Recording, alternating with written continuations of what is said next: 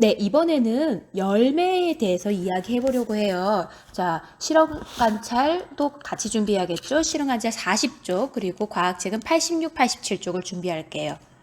자, 조금 전에 우리 사과꽃을 가지고 사과꽃의 생김새를 살펴봤는데요. 하나만 여러분들과 살펴볼게요. 자, 요게 실제 사과꽃의 모습입니다. 그죠? 자, 그리고 요거 뭐예요? 우리가 맛있게 먹는 사과 열매죠. 자, 꽃이 지면서요, 열매가 되거든요. 그런데 이 꽃이 질 때 열매가 어떤 부분이 열매가 되는지를 한번 지켜볼게요. 아까 우리 꽃의 구조에 암술, 요게 암술이죠. 수술, 그리고 꽃받침, 그리고 꽃잎이 있었고, 그리고 암술 이 깊숙이 안에는 씨가 될 준비가 하고 있는 이 밑씨가 있다고 했어요. 그죠? 자, 그런데 여기에 밑씨, 이 씨 부분에요. 여기에서 수정이 되면은 이제 이 씨의 방이 있는 이 씨 방에서요. 이제 수정이 일어나겠죠. 그래서 씨가 만들어지죠. 그래서 요 씨가 바로 우리가 사과를 먹다가 보면 보이는 이 씨예요. 그리고 요 부분이 씨의 방 모양이죠. 그래서 씨 방이에요. 그리고 열매의 앞부분을 보호하고 있는 이게 우리 사과 껍질이죠. 껍질이죠. 그래서 우리 열매는요, 씨와 그리고 씨를 둘러싼 이 껍질 부분으로 되어 있다라는 걸 알 수 있고요. 요거는 꽃바퀴라고도 하는데 요 부분이 우리가 먹고 있는 부분이죠. 자, 그렇다면 이렇게 왜 꽃에서 열매가 될까요? 이거 너무 쉬울 것 같아. 우리 아까 꽃에 하는 일이 뭐였어요? 꽃에 하는 일?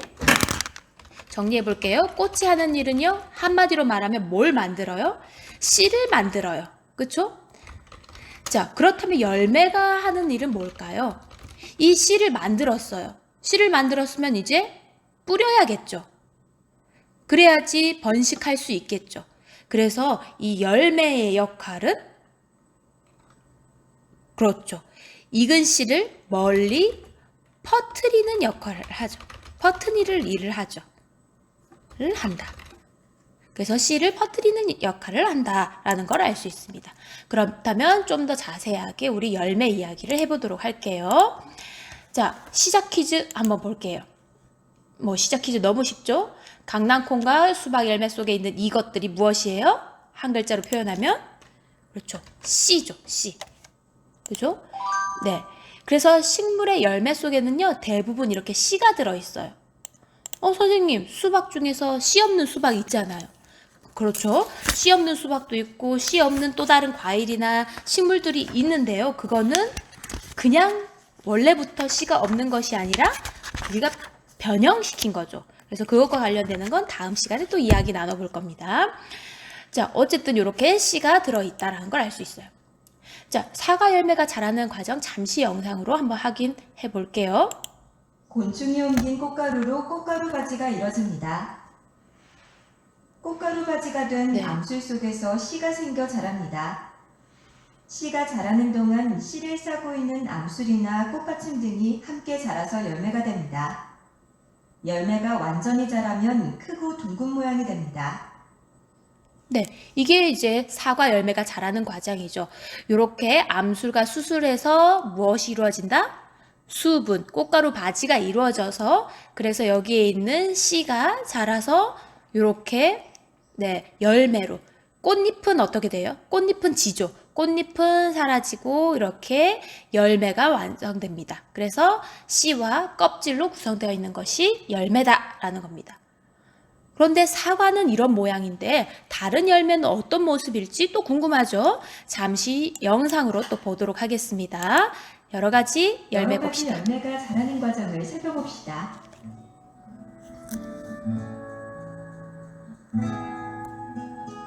블랙베리예요. 블랙베리 꽃이 하얀 색깔인데 꽃잎이 이제 다 떨어져 나가죠.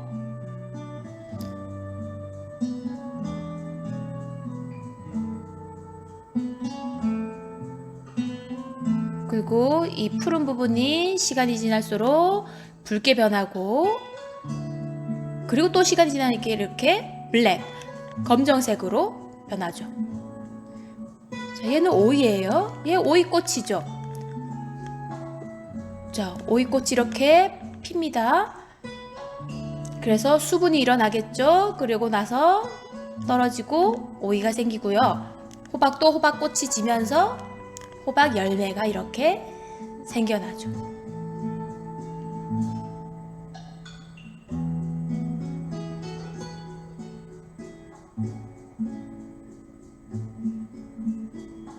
요게 딸기예요. 딸기꽃이 지고 역시 딸기 씨가 있죠. 그리고 이렇게 열매가 생겨요. 이건 체리.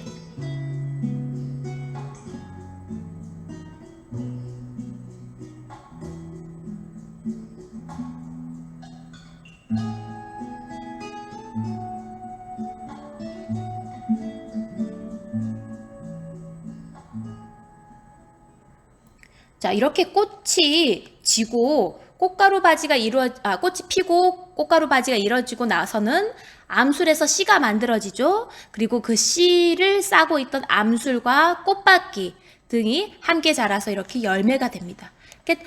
생김새가 다르기 때문에 또 다양한 방식으로 열매가 생긴다는 걸 알 수가 있습니다.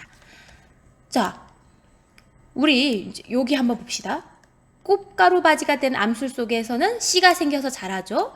그래서 씨가 자라는 동안 씨를 싸고 있는 암술이나 꽃받침 등이 함께 자라서 열매가 됩니다. 아까 사과는 씨와 껍질 사이에 양분이 저장되어 있는 열매로 크고 둥근 모양입니다. 그렇죠? 그래서 양분이 저장되어 있어서 우리는 그 양분을 먹는 거죠. 그렇죠? 여기는 단풍나무인데요. 단풍나무의 열매에는 날개가 달려 있어요. 자, 한번 볼게요. 자, 단풍나무 열매는요, 날개가 달려 있어요. 왜 날개가 달려 있을까요? 잘 날아가려고 날개가 달려 있겠죠. 왜 잘 날아가야 될까요?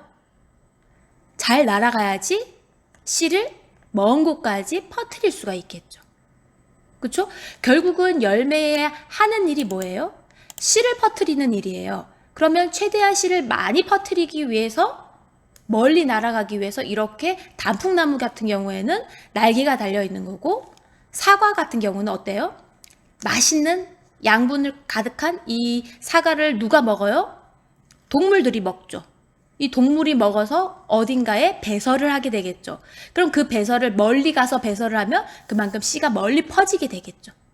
그래서 열매도 그 식물에 따라서 동물의 배설물로 퍼뜨리는 방법이 있고, 단풍나무처럼 이렇게 바람에 날려서 멀리 퍼뜨리는 경우가 있죠. 그 외에도 또 어떤 것들이 있는지 한번 볼게요. 자, 여기 조사활동인데요. 여러분들 직접 조사해야 돼요. 여러분들 인터넷을 통해서 조사하는 게 가장 좋을 것 같아요. 자, 일단 식물을 퍼뜨리는 다양한 방법을 먼저 조사할 거예요. 선생님하고는 예시로 할 거고요. 여러분들도 실제로 조사를 해보면 좋겠습니다. 해봐야 합니다. 자, 식물이 씨를 퍼뜨리는 방법. 방금 전에 우리 이야기했어요. 먼저 단풍나무 있죠. 단풍나무 같은 경우는 어떻게 전달한다고요? 네, 날개가 있어서 빙글빙글 돌면서 날아가요. 그래서 씨를 멀리 퍼뜨려요. 그 대표적인 예가 단풍나무죠. 그죠? 뭐 단풍나무 외에도 또 여러 가지 있는데 선생님은 한 가지 찾았어요. 가죽나무라는 것도 빙글빙글 돌아가요. 자, 이번에는 또 어떤 방법이 있느냐? 여러분들 아마 요거 민들레 많이 봤죠? 여러분들 요거 가지고 어떻게 장난해요? 후 하고 바람을 불죠. 그죠? 민들레 꽃은 이렇게 바람에 쉽게 불리게 날리게 만들어 놓은 거예요. 그래서 씨를 멀리 나가게 하기 위해서. 그래서 요런 것들이 뭐예요? 솜털이죠. 그래서 민들레 같은 경우에는요, 가벼운 솜털이 있어서 바람에 날려서 퍼져요. 날려서 퍼진다. 대표적인 예가 아까 민들레가 있었고요. 또 선생님이 찾아보니까요, 박주갈이라는 식물과 버드나무라는 나무도 역시 같은 방법이었어요. 그 다음에 아까 전에 우리 동물 있죠. 동물에게 먹히는 경우 있죠. 동물이 먹어서 그 배설물로 이동을 시켜주는 거. 그래서 동물에게 먹힌 뒤 씨가 배설물과 함께 나와서 퍼진다. 그쵸? 대표적인 예가 방금 뭐 사과도 있겠고요. 그죠? 뭐 과일들 다 되겠죠? 뭐 참외도 되겠고요. 요즘 선생님 참외 많이 먹는데. 그리고 벚나무. 우리 벚꽃나무 할 때 벚나무. 그 다음에 선생님이 또 찾아보니까요. 겨우살이, 뭐 찔레꽃 이런 것들 등등 뭐 요 네 가지만 있는 건 아니죠. 더 많죠. 이런 것들이 바로 동물에게 먹힌 뒤에 배설물로 나오는 거예요. 그 외에도 또 여러 가지가 있는데 선생님 또 하나만 더 해볼게요. 이번엔 뭐냐면요. 재밌어요. 열매 껍질이 터지면서 씨가 튕겨나가는 경우가 있어요. 열매 껍질이 터져요. 터지면서 씨가 튕겨나가요. 그 대표적인 예가 예쁜 제비꽃과 봉숭아예요. 이거 어떤 모습일지 우리 요것도 그림으로 좀 확인해 보면 좋겠죠.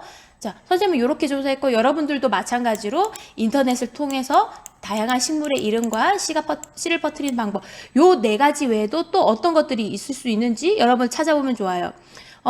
추가적으로 또 알 수 있는 건요. 여기 밑에도 있네요. 동물의 털이나 사람의 옷에 붙어서 퍼지는 씨. 도깨비 바늘이 대표적이죠. 여러분들 이런 숲이나 이런 데 가면은 왜 몸에 도깨비 바늘 많이 달라붙죠? 이렇게 바늘 모양으로 돼서 그래서 사람의 옷이나 동물의 털에 붙어서 가도록 갈고리가 있는 거예요. 요런 거는 도깨비 바늘 말고도 뭐 독고마리, 우엉, 뭐 가막사리 등등이 있습니다. 자, 그 다음에 요거 동물에게 먹혀서 퍼지는 씨, 벚나무 외에도 뭐 여러 가지 있는데 요렇게 열매를 먹어서 이 동물이 배설을 해서 그 씨가 또 다시